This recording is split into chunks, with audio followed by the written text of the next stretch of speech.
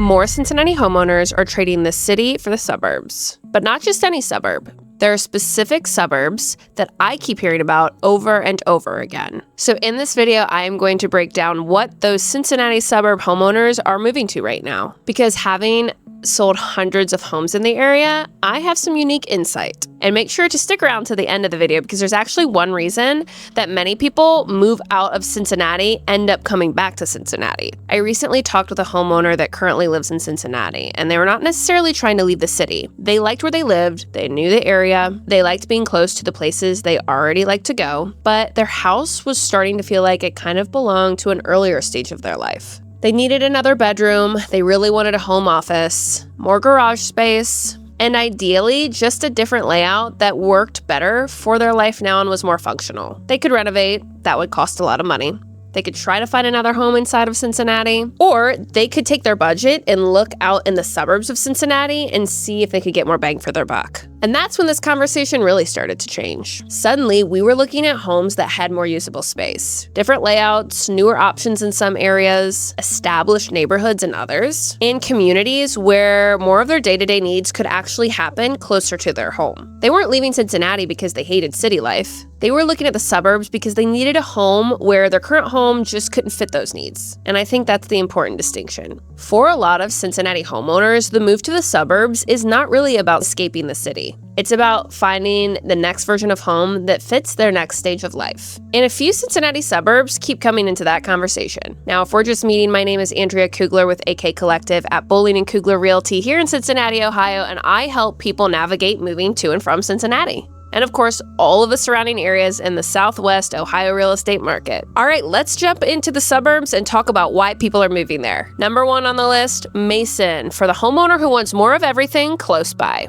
Mason really makes sense for the homeowner that really enjoys the convenience of doing all the things they like in everyday life close to home. Shopping, restaurants, employment, recreation, established neighborhoods, and a lot of different housing options depending on what you're looking for. That can be a major shift if you're coming from Cincinnati and your next move is about convenience as much as it is about the house itself. Maybe you're leaving a smaller home. Maybe you need another bedroom. Maybe you want that at-home office. Could be a larger kitchen. Mason gives you opportunities to look at homes that will fit that next stage of life, while also being conveniently located to a lot of different things. But I wouldn't move there just because Mason is a familiar name. I would want to know what I'm getting for the premium, because depending on the home and location, Mason may not be the least expensive option on that list.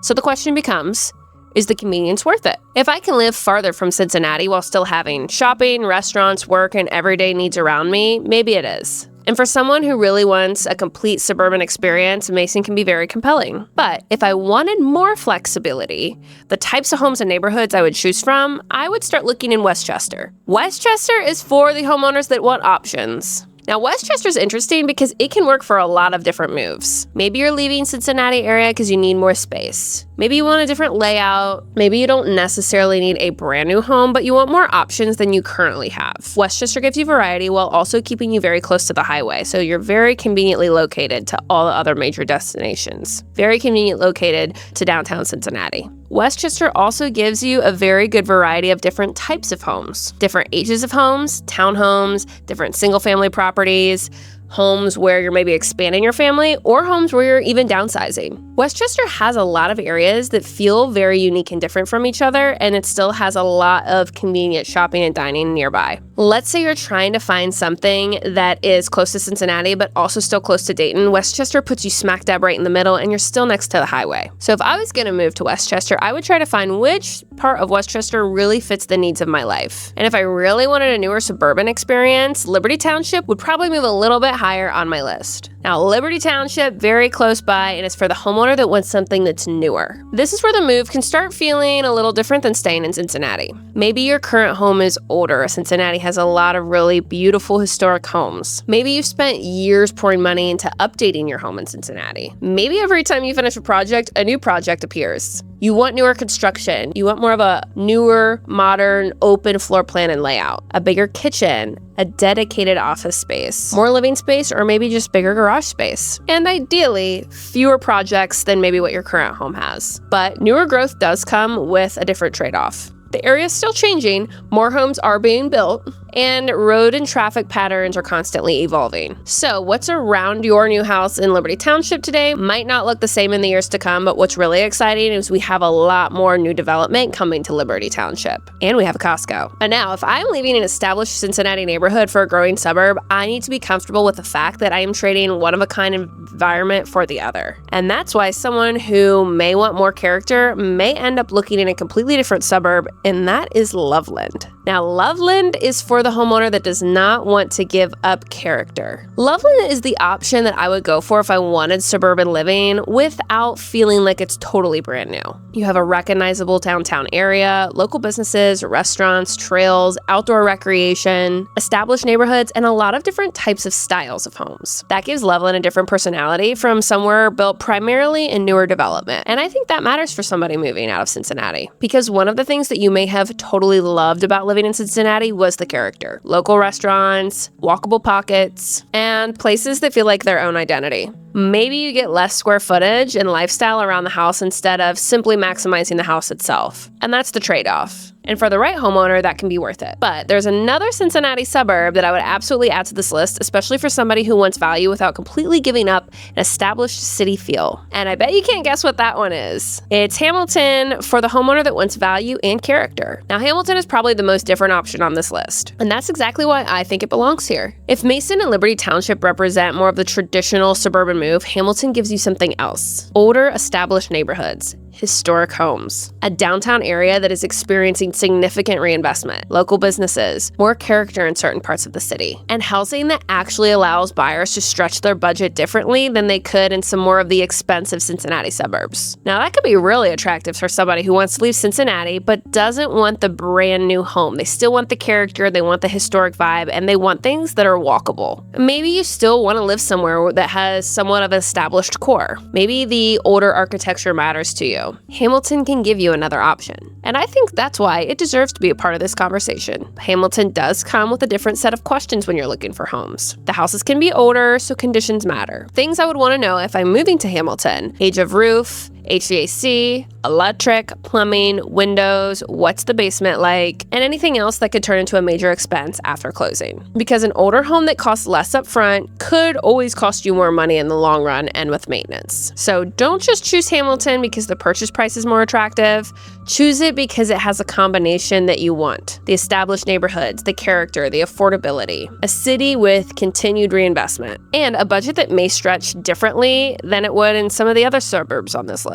For the right homeowner leaving Cincinnati, that might be a very compelling reason. Now, why are Cincinnati homeowners looking at these suburbs? If you put all 5 places side by side on a map, patterns become pretty clear. People aren't necessarily leaving Cincinnati for one singular reason. One homeowner might want more space. Another wants something just a little bit newer. Another wants less maintenance. And someone else may just like a different vibe of a neighborhood. And someone else might like a neighborhood that's a little bit less walkable and a little more private. Another might want more character just in a suburb. And someone else may just want to simply stretch their budget differently. So I will say, don't move to the suburbs because you'll get more house. Sometimes you will, but not always. The move needs to solve more of the reason you're leaving your current home. If my current house feels too small, my next one should give me meaningful additional space. If I am tired of house projects, I probably should not buy another home that immediately gives me a 5-year renovation plan. If I want more convenience, I need to look what is around the house and not just what's inside the house. If I want more character, I can't automatically assume that newer is better. And if I'm moving because I want to be more financially fit, I need to compare the complete cost of each option, because a bigger house by itself does not automatically make it a better home. So which suburb fits my move? If I want a more complete suburban package with a lot happening nearby, Mason would be high on my list. If I wanted the most flexibility in housing location, I would look pretty closely at Westchester. If my priority was new housing and continued growth, Liberty Township would become much more interesting to me. If I wanted suburban living without completely giving up an established sense of place, Loveland would stand out on my list. And if I wanted value, character, established neighborhoods, and a city that feels different from other typical suburbs for a good price, I would look in Hamilton. But there's one thing I would think about before leaving Cincinnati for any of them. And this is where that move can look great on paper, but start feeling very different once you actually live it.